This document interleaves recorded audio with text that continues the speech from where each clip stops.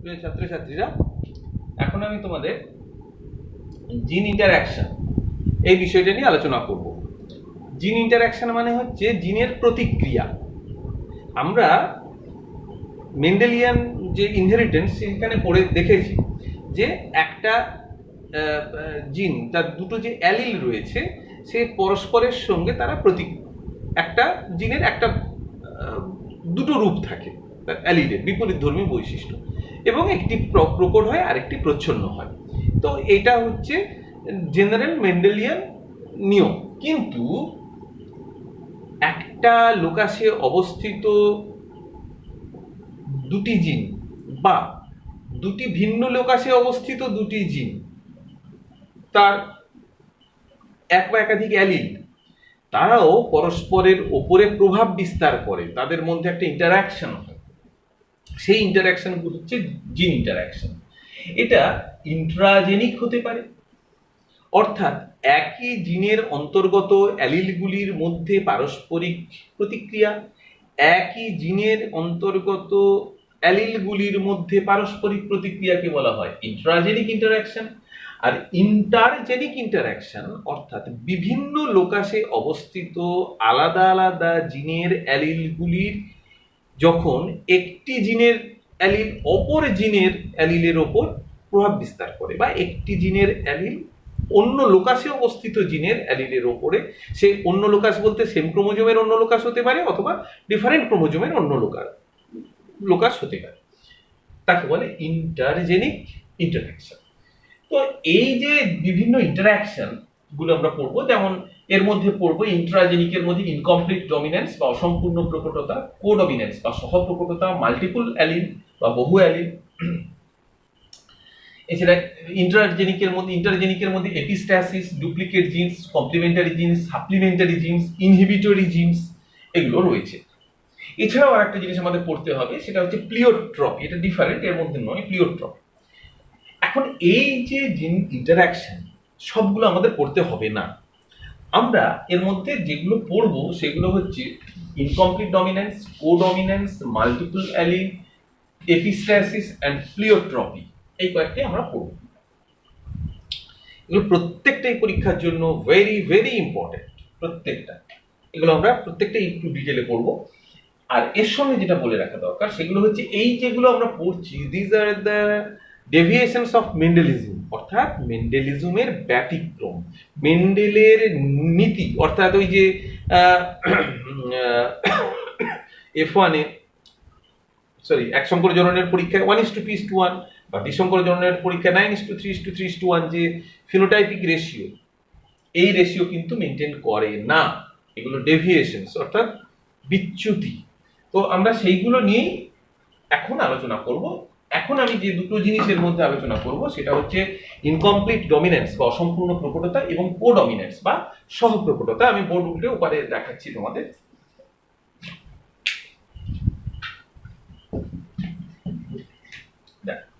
প্রথমে আমি incomplete dominance আলোচনা করব, অসম্পূর্ণ প্রকটতা। অসম্পূর্ণ প্রকটতা তোমরা আগে পড়েছো ক্লাস 9-এ। কাকে বলে অসম্পূর্ণ প্রকটতা? যখন একই অ্যালিলের একই জিন লোকাসে অবস্থিত দুটি জিন, দুটি অ্যালিল, কোনো জিনের দুটো অ্যালিলের মধ্যে একটি কোনোটির ওপরে প্রকট নয়, দুটো অ্যালিলের কোনোটি একটি আরেকটির ওপর প্রকট নয় বা একটি প্রচ্ছন্ন নয়, তখন তাকে বলা হয় ইনকমপ্লিট ডমিনেন্স, অর্থাৎ অসম্পূর্ণ প্রকটতা। অসম্পূর্ণ প্রকটতার ক্ষেত্রে আমরা খুব ভালো দুটো উদাহরণ পাই। একটা উদ্ভিদের ক্ষেত্রে, সেটা হচ্ছে মিরাবিলিস জালাপা বা সন্ধ্যা মালতী উদ্ভিদ বা 4 o'clock উদ্ভিদ, এর ক্ষেত্রে। আর একটা অ্যান্ডালুসিয়ান মুরগির ক্ষেত্রে। আমি প্রথমে এটা আলোচনা করি একটা এক্সাম্পল দিয়ে। তোমরা একটা এক্সাম্পল আলোচনা করলেই হবে, সঙ্গে একটা প্রাসঙ্গিক আরেকটা এক্সাম্পল আমি একাধিক এক্সাম্পল থাকবে আলোচনা করে দিচ্ছি। সন্ধ্যা মালতী ফুল দেখ, এটা হচ্ছে রেড, বিশুদ্ধ লাল সন্ধ্যা মালতী আর বিশুদ্ধ সাদা সন্ধ্যা মালতী। লালের জন্য দায়ী জিন ক্যাপিটাল আর এবং সাদার জন্য দায়ী জিন হলো স্মল আর। এ দুটো হলো পরস্পরের অ্যালিল, ক্যাপিটাল আর ও স্মল আর পরস্পরের অ্যালিল। এখন এখানে এটা হোমোজাইগাস ডমিনেন্ট, এটা হোমোজাইগাস রিসেসিভ অবস্থায় রয়েছে। তাহলে এখান থেকে এক প্রকারের গ্যামেট উৎপন্ন হবে ক্যাপিটাল আর, এখান থেকে এক প্রকারের গ্যামেট উৎপন্ন হবে স্মল আর। এরা প্যারেন্টাল জেনারেশন। দুই প্রকার গ্যামেটের মিলনে F1 এ যে অপত্য উৎপন্ন হবে সেই অপত্য হবে ক্যাপিটাল আর স্মল আর, অর্থাৎ এরা সংকর। তাহলে যদি ডমিনেন্ট হতো তাহলে কিন্তু লালের বৈশিষ্ট্য প্রকাশ পেত, ফুলটা লাল হতো, কিন্তু তা হয়নি, পিঙ্ক হয়েছে। পিঙ্ক হওয়ার অর্থ লাল এবং সাদা উভয়ের বৈশিষ্ট্যের মিশ্রণ ঘটেছে। দ্যাট ভেরি ওয়ার্ড মার্ক করো, দুটি বৈশিষ্ট্যের মিশ্রণ ঘটেছে। মিশ্রণ অর্থাৎ লাল সাদা দুইয়ের মিশ্রণ ঘটে গোলাপি হয়েছে। তাহলে এবার স্বনিষেক, অর্থাৎ একই বৈশিষ্ট্যযুক্ত দুটো ফুলের মধ্যে নিষেক হলো। তাহলে এটা পিঙ্ক ফুল দুটো এর মধ্যে নিষেক হলো। তাহলে প্রত্যেকটা ফুল থেকে দুই প্রকারের গ্যামেট উৎপন্ন হয়, এখান থেকে দুই প্রকারের গ্যামেট, এবং এদের মধ্যে নিষেক হলে আমরা এই অপত্যগুলো পাবো। যে অপত্যের মধ্যে লাল হবে এক ভাগ, দুভাগ হবে পিঙ্ক, আর হোয়াইট হবে এক ভাগ। অর্থাৎ ফিনোটাইপ অনুপাত হবে 1:2:1। F2 জনুর ফিনোটাইপ অনুপাত 1:2:1। আবার দেখো ক্যাপিটাল আর এটা genotype, capital R genotype, small R genotype. অর্থাৎ এই যে তিনটে জিনোটাইপ এর যে অনুপাত 1:2:1। অর্থাৎ ইনকমপ্লিট ডমিনেন্সের ক্ষেত্রে এক সংকর জননে ফিনোটাইপ ও জিনোটাইপ দুটো অনুপাতই হয় 1:2:1। যেখানে নর্মাল মেন্ডেলিয়ান যে মনোহাইব্রিড ক্রসের রেশিও ছিল F2 জনুতে, ফিনোটাইপিক ছিল 3:1 আর জিনোটাইপ রেশিও ছিল 1:2:1। কিন্তু এক্ষেত্রে 1:2:1 দুটোই হবে, ফিনোটাইপিক রেশিও এবং জিনোটাইপিক রেশিও। এটা গেল 4 o'clock বা সন্ধ্যা মালতী উদ্ভিদের ক্ষেত্রে। আমরা যদি অ্যান্ডালুসিয়ান মুরগির উদাহরণ দিই, তাহলে অ্যান্ডালুসিয়ান মুরগির ক্ষেত্রে প্রকট হয় কালো। কালো হচ্ছে প্রকট, অর্থাৎ প্রকট বৈশিষ্ট্যযুক্ত অ্যান্ডালুসিয়ান মুরগির রং কালো। ধরো ক্যাপিটাল বি ব্ল্যাক। তাহলে স্মল বি সেটা হোয়াইট। এটা হচ্ছে প্রচ্ছন্ন বৈশিষ্ট্যযুক্ত অ্যান্ডালুসিয়ান হোয়াইট। তাহলে ব্ল্যাক অ্যান্ড হোয়াইট বিশুদ্ধ বৈশিষ্ট্যের ক্রস করলে ক্যাপিটাল বি স্মল বি আসবে F1 এ জিনোটাইপ, এবং সংকর যে মুরগি হবে তার রং হবে ব্লু, নীল, কালো এবং সাদা মিশ্রণে একটা মিশ্র বৈশিষ্ট্য ব্লু। এবং তার যদি দুটো যদি ওই ব্লু অ্যান্ডালুসিয়ান মুরগির মধ্যে ক্রসিং হয়, তাহলে আমরা ব্ল্যাক পাবো এক ভাগ, ব্লু পাবো দুভাগ এবং হোয়াইট পাবো এক ভাগ। একই নিয়মেই হবে। এই হলো ইনকমপ্লিট ডমিনেন্স, এবং এটা মেন্ডেলিজমের একটা ব্যতিক্রম। এরপরে আমরা আসবো কোডমিনেন্স বা সহপ্রকটতা। সহপ্রকটতার ক্ষেত্রে একই লোকাসে অবস্থিত দুটি অ্যালিল, অর্থাৎ একই জিনের দুটি অ্যালিলের মধ্যে কোনোটি কারোর উপরে প্রকট নয়, ঠিক ইনকমপ্লিট ডমিনেন্সের মতো। কিন্তু দুটো বিপরীত বৈশিষ্ট্যযুক্ত অ্যালিল অর্থাৎ হেটেরোজাইগাস অবস্থায় যখন তারা থাকে, তখন তাদের মিশ্র বৈশিষ্ট্য প্রকাশিত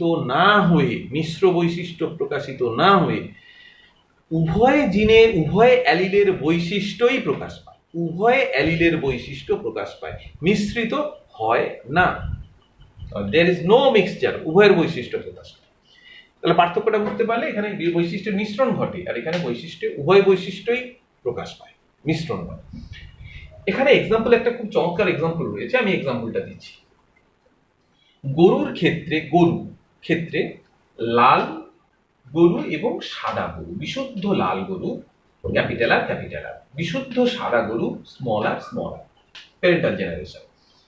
তাহলে বিশুদ্ধ লাল গরু থেকে এক প্রকারের গ্যামেট ক্যাপিটাল আর, সাদা গরু থেকে স্মল আর, এবং তাদের মিলনে যে গরু হবে তার কিন্তু গোলাপি হবে না। গোলাপি হতে হলে তাহলে ইনকমপ্লিট ডমিনেন্স হতো।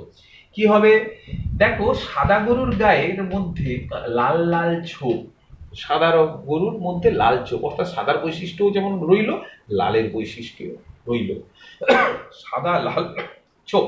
একে বলা হয় roan cow, roan cow capital R small R. তাহলে এইরকম দুটো রোয়ান কাউয়ের মধ্যে ক্রসিং করা হলো, তাহলে এইরকম গ্যামেট তৈরি হবে, এগুলো জানো তোমরা। এবং তাতে আমরা দেখতে পাবো এক ভাগ হবে রেড, দুভাগ হবে রোয়ান, আর এক ভাগ হবে হোয়াইট কাউ। অর্থাৎ একই অনুপাতটা একই পাচ্ছি আমরা। ফিনোটাইপিক অনুপাত হবে F2 জেনারেশনে, এটা F2। F2 জেনারেশনের ফিনোটাইপ অনুপাত হবে 1:2:1 এবং জিনোটাইপ অনুপাত হবে যথারীতি 1:2:1, কিন্তু এটা মিশ্র বৈশিষ্ট্য নয়, এটা হলো দুটো দুটো অ্যালিলের বৈশিষ্ট্য পৃথকভাবে অপত্যের মধ্যে প্রকাশিত হয় হেটারোজাইগাস অবস্থাতে। এটা কোডমিনেন্সের একটা খুব আদর্শ উদাহরণ। এছাড়াও আমি আরেকটা উদাহরণ এখানে দিচ্ছি তোমাদের, সেটাও দেখে নাও। আরেকটা দিলাম কোডমিনেন্সের। মানুষের দু রকম, তোমরা জানো এবিও ব্লাড গ্রুপ তো পড়েছো, আমি তোমাদের আরেকটা ব্লাড গ্রুপের কথা বলবো। এমএন ব্লাড গ্রুপ রয়েছে, এমএন ব্লাড গ্রুপ মানুষের, এমএন ব্লাড গ্রুপ। এই এমএন ব্লাড গ্রুপের দুটো অ্যালিল রয়েছে। এর জন্য একটা অ্যালিল হচ্ছে এলএম, একটা অ্যালিল হলো এলএম, আর একটা হলো এলএন। এই দুটো অ্যালিল রয়েছে। এখন যদি এলএম এবং এলএম অর্থাৎ হোমোজাইগাস অবস্থায় থাকে তাহলে সে হয় এম ব্লাড গ্রুপ, আর যদি এলএন হোমোজাইগাস থাকে তাহলে সেটা হয় এন ব্লাড গ্রুপ। এখন এইরকম কোনো ব্যক্তি যার এলএম ব্লাড গ্রুপ এবং যার এলএন ব্লাড গ্রুপ, সেখান থেকে গ্যামেট কি তৈরি হবে? এখান থেকে এক প্রকারের গ্যামেট তৈরি হবে এলএন, এখান থেকে তৈরি হবে এক প্রকারের গ্যামেট এলএন, এবং এদের মধ্যে যদি ক্রসিং হয় তাহলে এলএম এলএন অর্থাৎ হেটেরোজাইগাস অবস্থা হবে, এবং এই ব্যক্তির ব্লাড গ্রুপ হবে এমএন ব্লাড গ্রুপ। অর্থাৎ এর ব্লাড গ্রুপ তো জানো তোমরা কিসের ভিত্তিতে হয়? অ্যান্টিজেন, মানে লোহিত রক্তকণিকার কোষ পর্দায় এই দেখা যাবে যে এম অ্যান্টিজেন এবং এন অ্যান্টিজেন দুটোই আছে। একইভাবে আমরা এটা এবিও ব্লাড গ্রুপের ক্ষেত্রেও বলতে পারি। এবিও ব্লাড গ্রুপের ক্ষেত্রে যদি দুটো অ্যালিল ধরি যে এবি ব্লাড গ্রুপ যেটা হয়, এবি ব্লাড গ্রুপ, এর ক্ষেত্রে আই এ এবং আই বি এই হলো এর দুটো অ্যালিল হেটেরোজাইগাস অবস্থায় রয়েছে। তাহলে আই এ আই বি এই দুটো অ্যালিল একসঙ্গে থাকলে এর এ ব্লাড গ্রুপের বৈশিষ্ট্য অর্থাৎ এ অ্যান্টিজেন এবং বি অ্যান্টিজেন দুটোই কোষ পর্দা লোহিত কণিকার কোষ পর্দায় থাকে, অর্থাৎ তাই এবি ব্লাড গ্রুপ হয়। মানে দুটো বৈশিষ্ট্যই এখানে রয়েছে, মিশ্র নয়। হ্যাঁ, দুটো বৈশিষ্ট্যই এখানে প্রকাশ পাচ্ছে। এছাড়াও লেডিবার্ড বিটলের ক্ষেত্রেও আমরা দেখতে পাই লেডিবার্ড বিটল হয় গায়ের রং হয় হলুদ, মানে হলুদ রঙের লেডিবার্ড বিটল এবং গুবরে পোকা, এরকম ধরো গুবরে পোকা, এর গায়ে হলুদ রঙের গোল গোল দাগ হয়। কিছু গুবরে পোকার গায়ে এরকম হলুদ গোল দাগ হয়, আর কিছু গুবরে পোকার ক্ষেত্রে দাগ হয়, কিছু গুবরে পোকার ক্ষেত্রে আমরা দেখতে পাই এরকম হলুদ ডোরা, এই যে ডানায় হলুদ ডোরা দাগ। দুটো বৈশিষ্ট্যই কেউ কারোর উপর প্রকট নয়। যখন এদের ক্রসিং হয় যে অপত্য তৈরি হয়, যে অপত্য লেডিবার্ড বিটল আমরা পাই, তাতে আমরা দেখতে পাই লেডিবার্ড বিটলে ডোরা আছে, আবার তার মধ্যে এরকম গোল গোল দাগও আছে, অর্থাৎ দুটো বৈশিষ্ট্যই প্রকাশ পেয়েছে লেডিবার্ড বিটলের ক্ষেত্রে। তাহলে এই যে উদাহরণগুলো আমি দিলাম এগুলো সবই কোডমিনেন্সের উদাহরণ। খুব ভালো করে তোমরা এই দুটো পড়বে। পরের পর্বে আমি এপিস্ট্যাসিস না, মাল্টিপল অ্যালিল নিয়ে আলোচনা করবো।